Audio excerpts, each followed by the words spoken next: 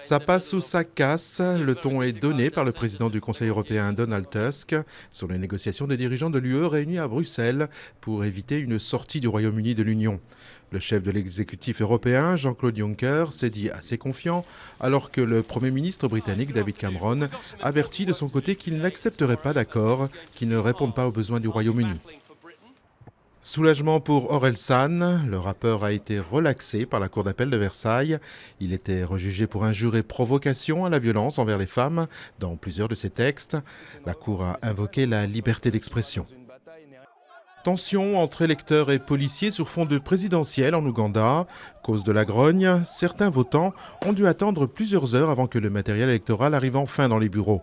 D'aucuns accusant même le président sortant et candidat, Yoweri Museveni, d'être à l'origine de ces incidents. Premier convoi humanitaire en Syrie depuis les accords de Munich. Plusieurs dizaines de camions d'aide ont pénétré hier dans les villes et localités assiégées. De la nourriture et des médicaments sont ainsi parvenus dans 5 localités encerclées par le régime ou les rebelles, soit près de 93 000 personnes. Le phénomène est impressionnant.